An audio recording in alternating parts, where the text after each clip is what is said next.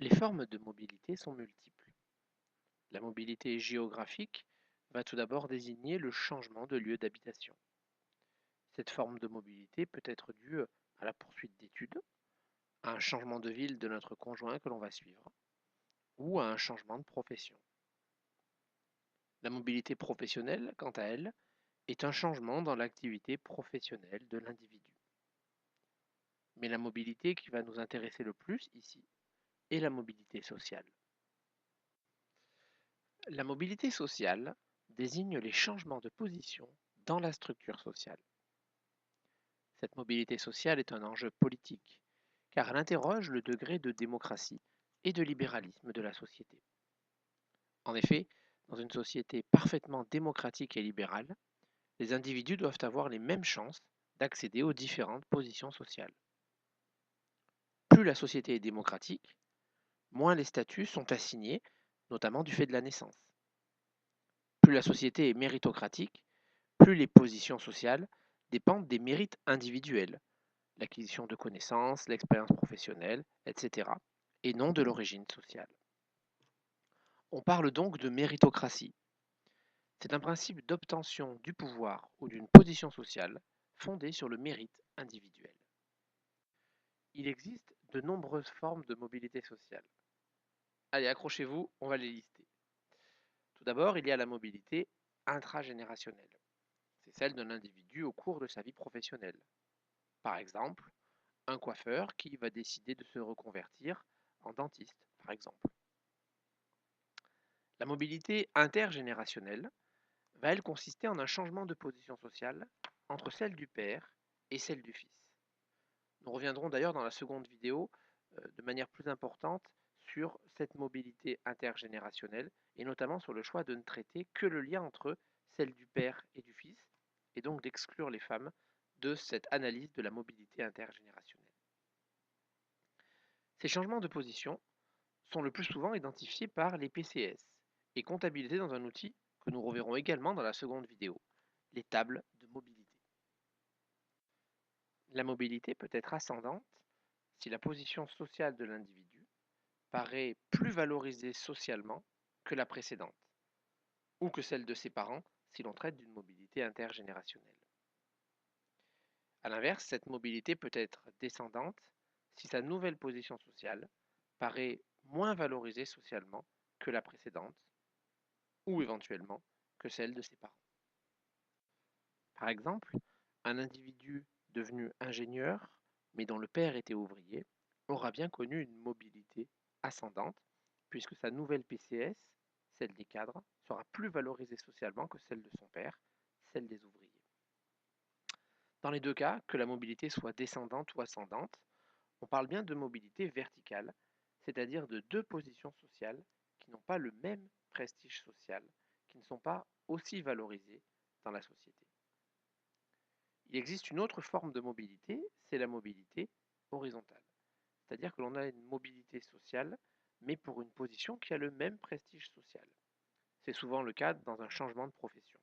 Par exemple, si l'on traite d'une mobilité cette fois-ci intragénérationnelle, une caissière qui va se reconvertir en assistante maternelle aura bien une mobilité horizontale, puisqu'elle appartiendra toujours à la même PCS, celle des employés, malgré son changement de profession. On distingue la mobilité nette, structurelle et observée. On pourrait résumer le lien entre ces trois formes de mobilité par cette équation. La mobilité observée ou mobilité totale est égale à la mobilité nette, plus la mobilité structurelle. Nous reviendrons plus en détail dans la troisième vidéo sur la mobilité structurelle. En deux mots, elle désigne un changement de position sociale lié aux évolutions de la société. Par exemple, un fils d'agriculteur deviendra peut-être ouvrier ou changera de PCS, en tout cas ne deviendra pas agriculteur, parce que le nombre d'agriculteurs dans la société a diminué. La structure de la société a évolué en fait entre les générations du père et celle du fils. Concrètement, les chiffres de l'INSEE, notamment à travers les enquêtes emploi, nous disent que la mobilité structurelle explique environ un tiers de la mobilité observée en France. Les deux tiers restants sont donc imputables à la mobilité nette, c'est-à-dire à la mobilité qui n'est pas due à un changement dans la structure de la société.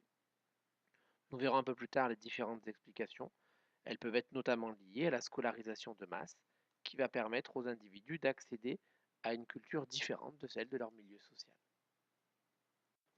Enfin, la fluidité sociale désigne la probabilité pour un individu d'atteindre une certaine position sociale. Si tous les individus ont la même probabilité d'atteindre cette position, compte tenu de leur position initiale, on parle alors de fluidité sociale forte. Si à l'inverse, l'origine sociale joue fortement sur la probabilité d'atteindre une certaine position sociale, on dira alors que la fluidité sociale est faible. En fait, c'est un peu le même principe que les cotes pour un pari sportif. Certains chevaux sont mieux placés pour remporter la course. On leur attribue donc une cote plus faible, proche de 1. Si la cote est de 1, cela veut dire qu'ils sont certains de remporter la course. Si au contraire, ils ont peu de chances de gagner, on leur attribue une cote forte, éloignée donc de 1. Par exemple, si la cote est de 2, cela veut dire que le cheval a une chance sur 2 de gagner.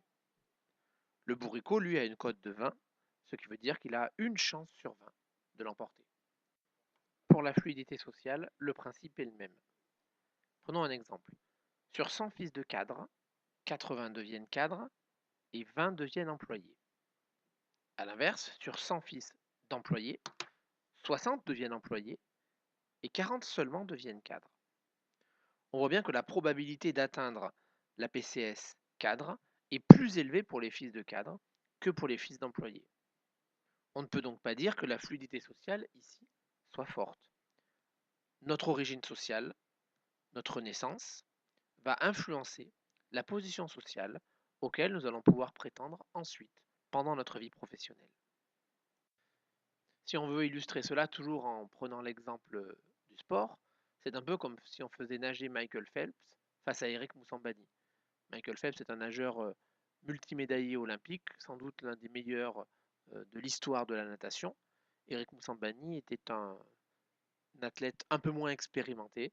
Pour ceux qui ne le connaissent pas, je vous conseille juste de taper son nom sur YouTube, vous verrez, vous allez passer 3 minutes de pur bonheur. En tout cas, dès le départ, on se rend bien compte que les deux n'ont pas les mêmes chances de réussite. La fluidité sociale va donc mesurer cette probabilité que nous atteignions ou non une certaine position sociale en fonction de notre origine. Vous avez ici quelques exemples de mobilité sociale. À gauche, un exemple de mobilité sociale intergénérationnelle et de mobilité plutôt ascendante. À droite, nous avons plutôt un exemple de reproduction sociale.